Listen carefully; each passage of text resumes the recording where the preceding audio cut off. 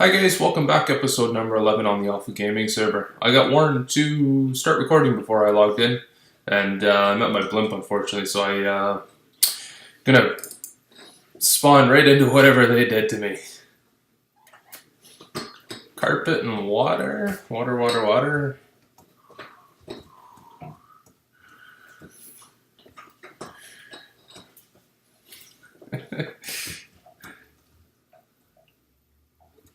That's not too bad. I was thinking it might be worse. Making a giant hot tub or something like that, eh?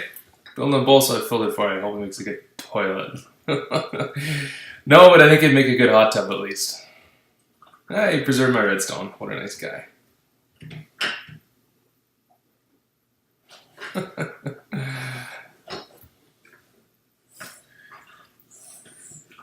Oh, I can't jump up a block. There we go.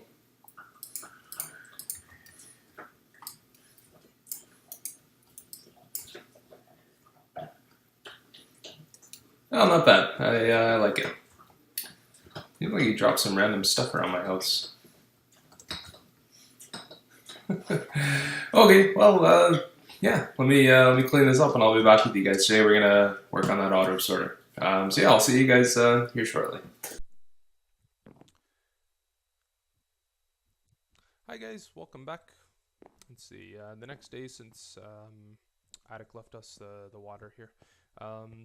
Yeah, I gotta say I wasn't. I don't know. It's not offensive or anything like that, but yeah, calling it a toilet wasn't, I guess, the nicest thing of him. I think a hot tub or something a little more appropriate would have been nice. But yeah, we got that all cleaned up. We got to put some thought into what we want to get back at him for, because I'm not gonna let that stand by any means. So on to today's episode. You'll notice when I was cleaning up the water and stuff like that, when I was talking to you guys, the audio was pretty poor. One of the settings got messed up, and it was recording off of my display camera, not my headset. So kind of disappointing. And on the same note, our auto sorter that I started to put in with you guys, all the audio was off the display camera, and it's not that good audio. So I kept it for the reaction, just because I can't really get rid of that. But what I want to do is just talk you through what we've done here, and then we're going to go do a little bit more with you as well. So for those of you that are just joining us, the what you guys are looking at is auto item sorter. So for anything that's in this line, all we do is we put stuff into this chest. So cobble, ender pearls, another rack can go in. And it's a trap chest with a hopper underneath it. So the nice thing about using a trap chest here is that the items don't flow, because the trap chest puts out redstone signal, locks the hopper, and so the items can be here, and you can bring them in and out. And once you close the lid on the chest, they start coming over and start coming out. They get hoppered just straight line into this dropper elevator. And I've done the redstone just a little bit differently. Actually, it looks a lot different, but it's just a little bit differently. There's two reasons for this. The first is that I wanted as small a footprint as I could on the ground, because we sunk this beneath our floor. It's going to be kind of an eyesore underneath. So I wanted to minimize our footprint, and that for that effect we went out of the comparator into a block and sideways before we used a repeater to boost our signal strength.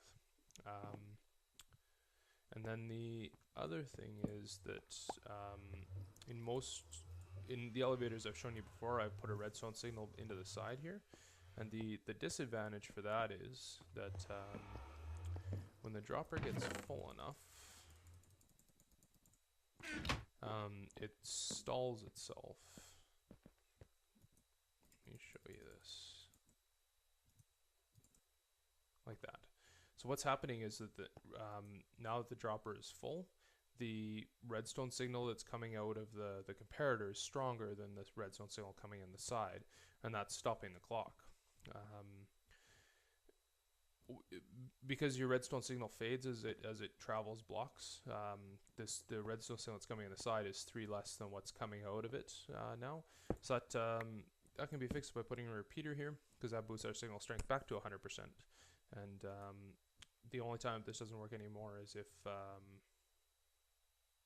yeah, because I got that one off. If this gets full, 64 out of everything will stall it again. But if it's one item less than that, that's enough to continue to let our clock run. And the other advantage to this is that once this block is powered here, this gets locked because this block is powering this redstone here. So we need a repeater there too for that effect. And so yeah, that's a that's giraffe returning our buckets. Yeah, had me worried there. So yeah, that's the difference in our redstone there. Very standard dropper elevator. Every once in a while, something will get stuck in it, but you know, there's nothing in here that we need every last item with. You know, if it was a diamond or something like that, I wouldn't let that fly. But that's okay for cobble and even redstone and gold and iron. You know, every last ingot isn't gonna make or break things. So it comes out of the dropper elevator into this row of hoppers, gets pushed all the way along, and then there's a bunch more hoppers here to do a bunch of different things. So the items are going to flow along the line there until if it's a piece of cobble, it's going to come over this hopper here that has cobble in it. And just the way the hopper mechanics work, a hopper pulls down before it pushes out. So if it's cobble that travels through this hopper here, it's getting pulled down before this hopper can push it sideways. And this hopper here is attached to some redstone on the back to keep it at a certain level, so that if so as a piece of cobble comes in here, we can simulate this, it's dropping down into the hoppers below. One of the ways to break this is by putting too many items in. That's one of the other reasons that our redstone clock is quite slow, because the system just doesn't work very well if items are allowed to flow too quickly. But I've slowed down this slow. I've never seen it break. So onto the redstone. So what's happening here? Let's take everything out of our clock.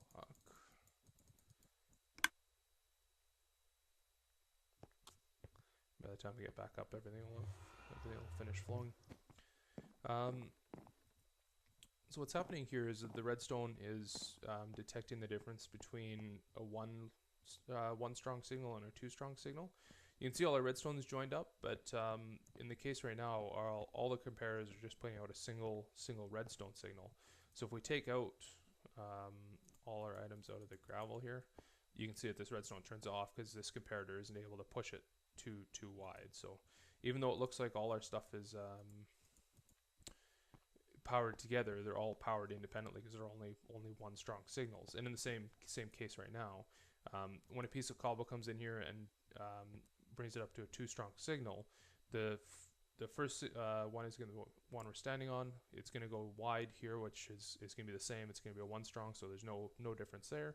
It's going to go down here, trigger our mechanism to allow it to fall through, and it's going to trigger this one as well. But because it's only a 1 strong, it's not going to change anything. It's a really brilliant design. So onto cobble here.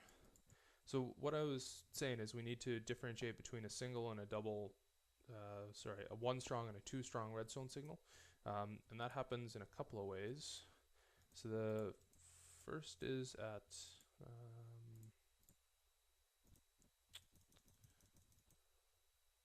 you know what, that might have screwed things up. Yeah, a little bit, that's okay. The first is at 22 items. So you can use 22 of the same item. So in this case, where we want to sort cobblestone, we're using 22 pieces of cobblestone. Anytime another piece of cobblestone comes in, it's going to flow through. If we use netherrack, another one of the ways the system gets screwed up is if a piece of netherrack comes here, your cobblestone is going to drop off the front because your netherrack is building up. And that's okay for 1 or 2 items, but if we then remove the cobblestone out of the front, whoops, and a piece of netherrack went through too. Now our front item is empty here, and something else can get put into that slot. And so that's going to break our sorter system as well. So to that effect, actually, let's back up a step. The other thing about this is that we're trying to read the difference between a single and a double. Sorry, I keep saying that. A 1 strong and a 2 strong redstone signal. And in this case, your item weighting comes into effect. So by item weighting, I mean how many items it takes to stack. So the item weighting out of a comparator is going to be the same for stuff that stacks to 64, stuff that stacks to 16, and stuff that stacks to 1. So your item weighting out of your comparator is going to be the same for these 3 here. So in this case, a single ender pearl is all we need to sort the system. Oh, those are sorted, that's why. Ender, your sorter.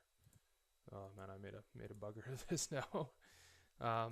So you can see a single ender pearl is all that it takes to flow through there. So I have to go retrieve here an ender pearl, that's fine. 3 sorter pearls, and I should see you're gonna be which one's my cobble hopper? Oh, it all flumped on through. Okay, a piece of netherrack, and there was something else, a piece of sugar cane. There you are. Okay. So yeah, the item weighting is different for different items. You can't really. I don't think there's a way to sort single stackable stuff yet. Just the way off of this system for sure. I'm sure there's a way you can do it, but the system works for stuff that stacks to 64 and stuff like ender pearls that stack to 16. So what I've done in this case is I've renamed a bunch of ender pearls to sorter pearls. I did a ton of them because we're gonna continue to put a bunch more layers in over here. But that just allows us to sort ender pearls at the same time while gaining the benefits of having the ender pearls in the rest of the slots. And it looks like this. And that way we only need six of the items, and then the 7th one is where it flows through. So yeah, that's okay. So let's move on just a tiny bit here. So from our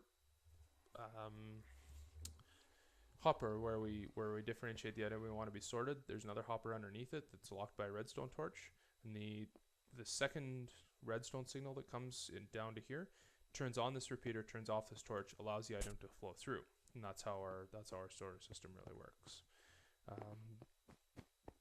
And it's the same for each one of these lines. I just have the from where the sorter is, I have the stuff downstream just set up a little bit differently. And that was my result when I was contemplating this design. What I was worried about is these redstone torches here, because they're on by default and locking this hopper.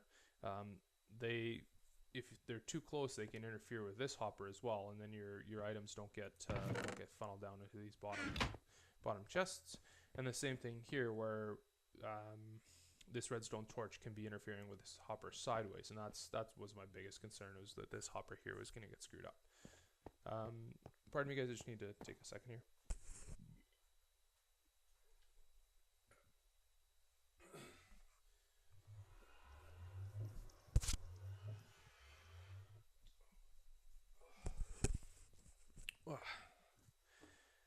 Oh, pardon me, guys.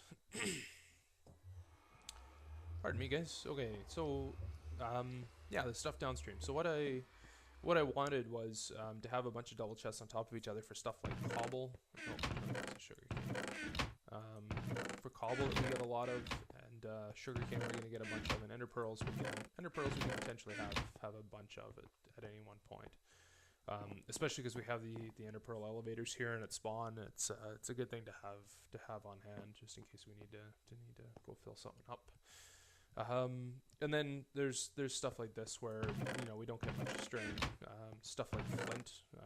You occasionally come back from the world with a couple pieces of flint in your hand, and it's really nice just to chuck everything into a chest and it all just kind of disappears. So yeah, we have our blocks.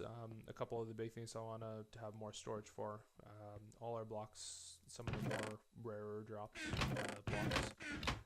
Bunch of mob drops. We have a bunch of room for wool. I think we're going to put in about 8 chests of wool, just the colors that we might still make ourselves a sheep farm down below. A couple of random things: snow, cactus. We have a cactus farm, so it's I'm going to come home with cactus every once in a while. Glass. That's right, I do have a glass chest. I didn't make that connection. That's one of the things that we have a fair amount of it at times. Flint, we come home with that out of the world, and it's really nice just to dump everything into a chest and it just takes care of itself. This is about all I can put in for hoppers and that right now. It's again we're really short on iron, so we're kind of stuck with what we can do for now. But yeah, I think we should have enough just to get in the mob drops, and that'll be a decent amount for now. And yeah, that's how the hopper system, or how our storage system is going to work. As far as integrating it with our blimp here, what I want to do is kind of put a room that ends here, something like that. Enough room to have some room to work behind with the hoppers and stuff like that. You can see that it comes out a fair ways, and so we're gonna put a wall in here, kind of differentiate a storage room, and then have an outside kind of promenade here to come up to the end of the blimp, and then on the inside here, I think we're gonna put in ourselves a nice little arch. We only really need to have access to this top chest, and then everything else behind that is just it should be all kind of hidden in that. So the piece of netherrack is where our next floor is going to go. That's the halfway point on the way up for the blimp, and so I think we can basically go kind of an archways on the inside here, about up to where that netherrack is, and I think that'll look pretty good. And then from the outside of the room here, that'll give us a nice little walkway all the way around. As far as the blimp goes, I don't quite know if I mentioned it, but I got a bunch more layers done there, and just about the time Addict came to flush our toilet. And I think I've gone as kind of as dark as I want. I think we're gonna go back to light colors here. Actually, I should say go back to snow for the next little bit. I was thinking about, at least when I was planning the colors out, I just made a tall wall in a creative world just to plan the colors, and I was gonna go a fair ways higher with the dark, another three layers, I think. And I think now that I see it in the blimp, it's as much as I wanna do for the time being. So I think we're gonna go back to white a little bit earlier, and then once we get close to the halfway point, we're gonna go over to a couple of different colors. So yeah, that's the blimp progress. And the other thing I did here was putting in drop hole, just because we go some of the time down from our from our middle layer down, and then I put a couple of slime blocks. That's what these things are called, these bouncy things here, to just to kind of protect the hole if need be. And as long as you do it right, you can just walk down the hole and you go all the way out. So yeah, that's it for progress around here. Sugarcane farm is churning away. It's doing really good for us, and it's doing a little bit less than a stack every day-night cycle now. So that's doing pretty good. And I'm almost thinking that we went just a little bit too big. By the time we fill up the rest of these layers and stuff, we'll be getting a ton of sugarcane.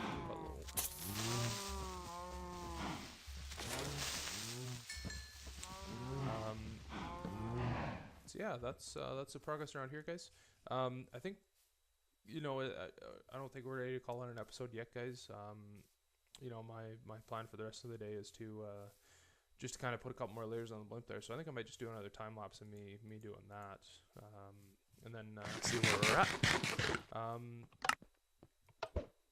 So yeah, why don't we do that? Let me go work on it for a while. I'll think about doing anything else with you guys right now, and yeah, I'll see you guys shortly.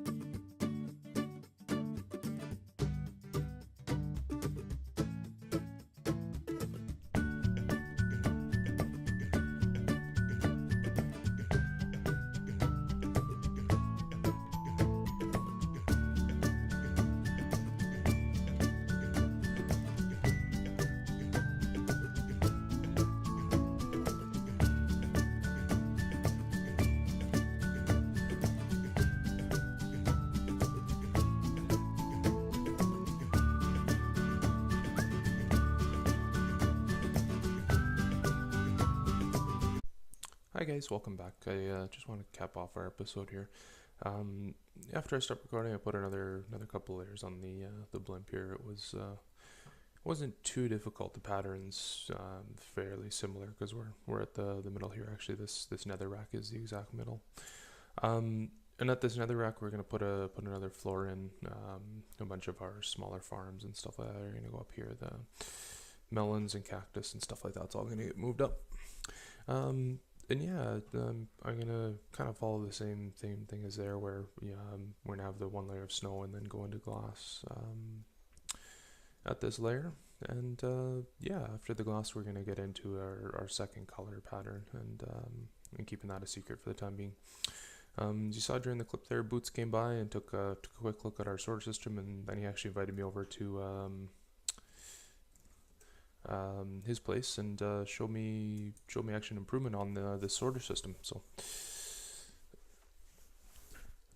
and yeah, what his design uses the same thing where it's a 2 long redstone signal, and then it comes into a monostable. Well, it's not really a monostable, but it pushes a piston down to activate these repeaters, and that does a really good job of speeding the system up. So it can handle a lot more items flowing through rather than us having to slow down with a clock. So it's a really good improvement. I liked it a lot, but I mean this is gonna work for us, so I'm just gonna stick with it. So yeah, that's I think a pretty good place to call the episode. I have a plan formulated for when I go due to mine. It's gonna be risky because it's gonna take a lot of time over by his nether tunnel. So I probably shouldn't say that, but yeah, that's okay. He might not see this before it happens. We'll see. But yeah, that's I think the plans for the next episode is to go screw around with him.